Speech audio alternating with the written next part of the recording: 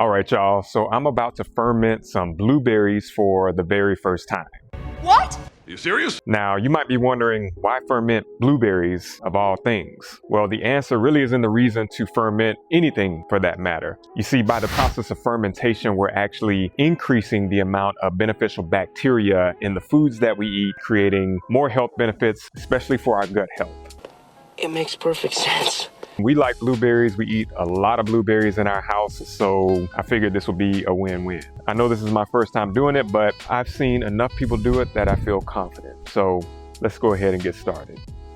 So this process requires only a few simple ingredients and tools. First, we have our blueberries, of course, non-iodized salt like sea salt or kosher salt. And then we're going to use a kitchen scale. I'm using the Noma method to lactic acid fermentation, which involves using a 2% salt solution to the fruits or the vegetables that you're fermenting. So first, I'm going to weigh the mass of my blueberries using the scale. So as you can see, I've weighed out my blueberries. It's about right at 322 grams. And I'm going to measure out 2% of that amount, which is about 6.5 grams. That's the amount of salt that we're going to use. And as you can see, I measured out 6 grams and I added just a little bit extra for good measure. And from here, I'm just going to pour this over the blueberries and I'm going to mix this around to get the salt nice and incorporated. The reason for adding the salt is that it protects the blueberries from any unwanted bacteria while allowing the good bacteria, the lactic acid bacteria, to thrive.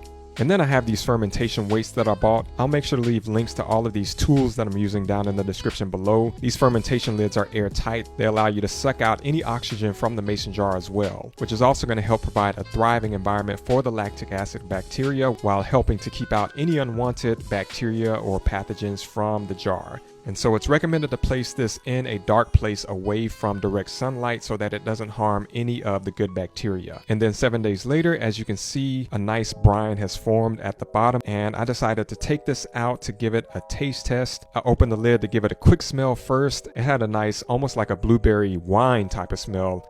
I gave it a taste test and I thought it had a really unique combo of flavors. I really liked it. So they've developed a nice tartness. They have that little bit of saltiness in there as well, but at the same time, they're still sweet. Oh yeah. Yeah, I'm feeling that. I feel like these are at a good spot. I'm gonna go ahead and place the top back on and put these in the fridge and get ready to enjoy them as part of my breakfast for tomorrow. Now you can store your fermented fruit or veggie in the fridge for up to a couple of weeks. This is going to preserve everything while keeping it from fermenting any further. And so the next day I decided to add this to some quinoa porridge that I made. We like to load up all of our porridges with a lot of different toppings. So I added some coconut yogurt, some berry and chia seed jam that I made, granola, toasted pumpkin seeds, and then our fermented blueberries along with some goji berries, date syrup, and topped it off with some hemp seeds and Ceylon cinnamon. And y'all, this turned out to be absolutely amazing. It was a high protein breakfast as well, and I just really enjoyed mixing everything together to try it all with the fermented blueberries. It just added such a unique flavor with a little bit of salt, tanginess, and sweetness all in one. I mean, I thought this was so easy. I'm gonna plan to do this a lot more often because, as I mentioned, it's such an easy way to enhance the probiotic content of whatever fruits and veggies you're gonna be eating anyway.